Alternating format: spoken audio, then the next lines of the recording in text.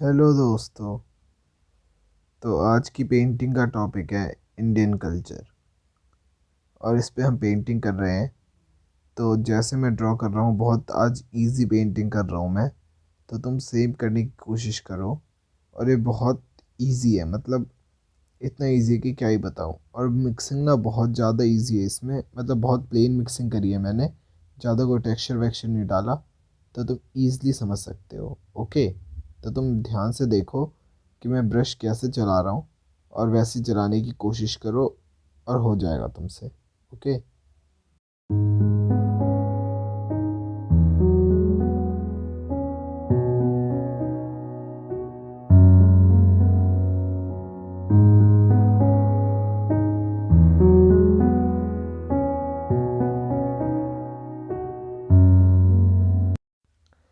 यहाँ पे देखो, सबसे पहले मैं ब्लू कलर कर रहा हूँ, फिर उसके बाद उसमें वाइट कर रहा हूँ हल्का सा और मीडियम टोन ला रहा हूँ।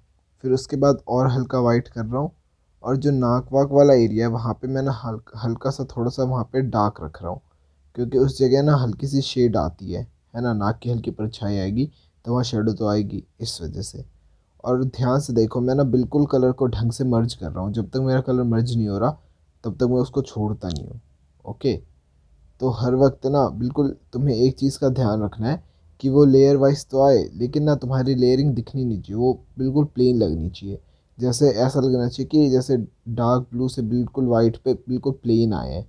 ये नहीं कि बीच में कहीं तुम्हारा अलग डार्क ब्लू दिख रहा है, फिर हल्का ब्लू बिल्कुल ही अलग दिख रहा है और वाइट बिल्कुल ही अलग। ऐसे नहीं, बिल्कुल मिक्स करके, मतलब बिल्कुल डार्क से लाइट टोन की तरफ बिल्कुल आराम आराम से आना है और बिल्कुल प्लेन मिक्सिंग होनी चाहिए। ओके।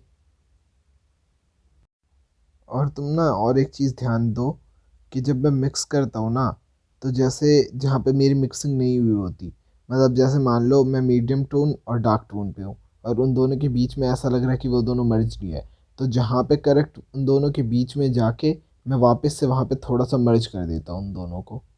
इस चीज़ को देखो। जैसे अब देखो, मैंने वाइट करा तो वाइट और वो ज़्यादा मिक्स नहीं थे। तो अब देखो, मैंने जहाँ पे उन दोनों का पॉइंट था, जहाँ पे वो दोनों मिक्स होने वाले थे, वहाँ पे जाके मैंने और मर्जिंग कर दी हल्की सी। देखो ये वाला पार्ट, जैसे देखो इसको बिल्कुल ऐसे मिक्स कर दिया मैंने वहाँ से। उन दोनों का जो मिक्सिंग पॉइंट है वहाँ पे जाके ब्रश थोड़ा सा राउंड राउंड चलाओ, तो वो खुद ही मिक्स हो जाएगा। ओके। तो ये बहुत ज़्यादा आसान तरीका है, तुम करने की कोशिश करना, हो जाएगा, बहुत आसान है। अब देखो, अब यहाँ पे ना मुझे वाइट को थोड़ा सा लाना था, क्योंकि वहाँ वाइटिश पन थोड़ा कम था, मतलब। तो इस वजह से वहाँ पे जाके मैंने हल्का वाइट किया था और फिर मिक्स कर दिया था। ओके।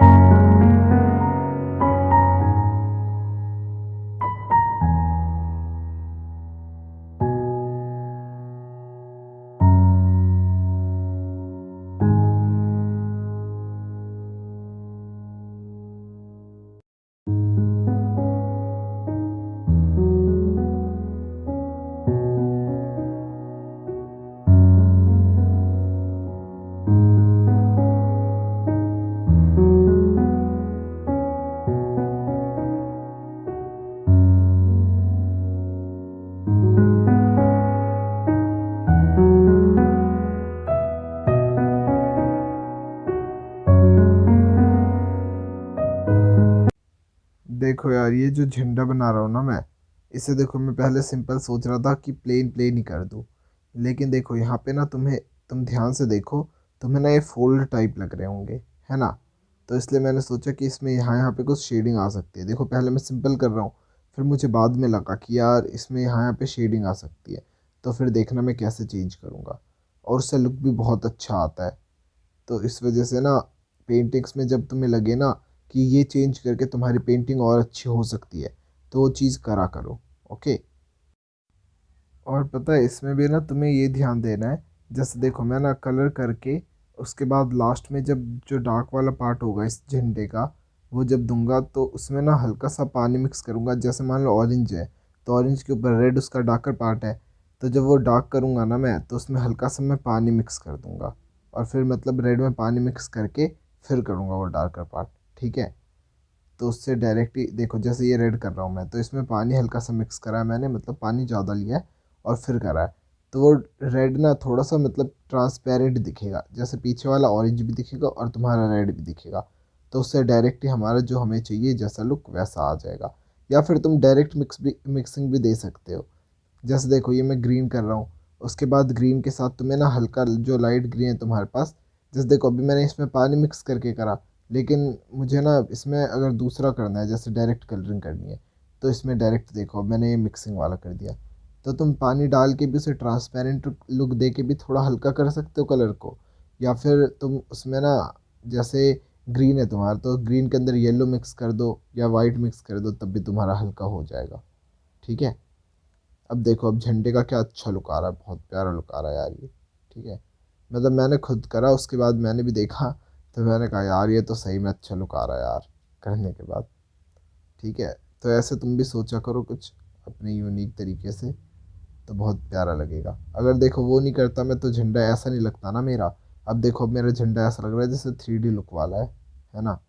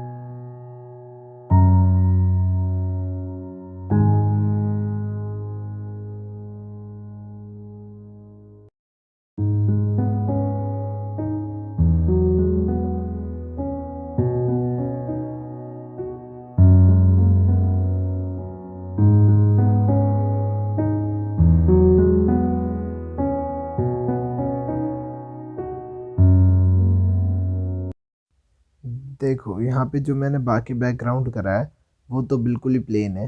ठीक है। अब जो तुम्हारा अब ये वाला जो पार्ट आ रहा है ना, इसमें तुम्हें याद रखना है कि थोड़ा टेक्सचर देना है। तो इसमें ध्यान दो कि मैं ब्रश कैसे यूज़ कर रहा हूँ। बिल्कुल ना इसको ना ध्यान से देखना है तुमको, और बिल्कुल वैसे ही करना है। देखो इसमें भी हल्की हल्की मिक्सिंग होगी। जैसे देखो अब मैंने ऊपर करा था, तो ऊपर वाले पार्ट को ढंग से मिक्स नहीं करा था, तो अब देखो मिक्स कर दिया मैंने बाद में।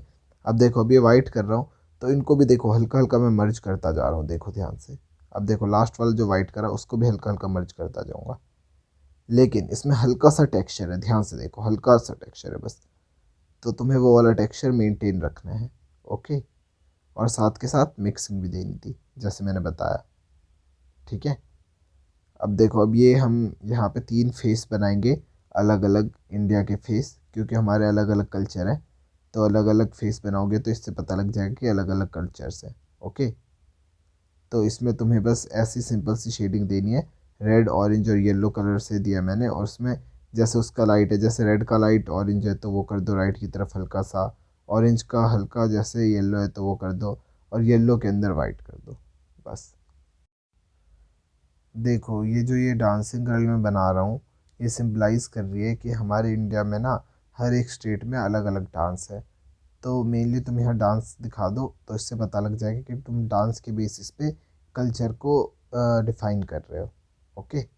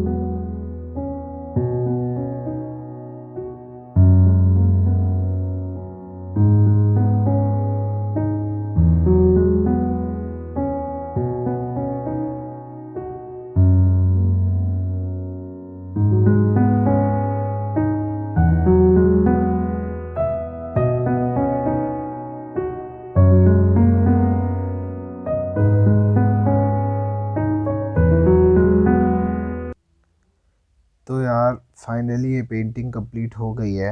और यार सही बताओ तो तुम्हें मैंने इसमें ना बहुत ज़्यादा इजी रखने की कोशिश की है तुम्हारे लिए। तो तुम इसको बनाओ और मेरे को ज़रूर सेंड करो इंस्टाग्राम पे। I am waiting for that, so please send me.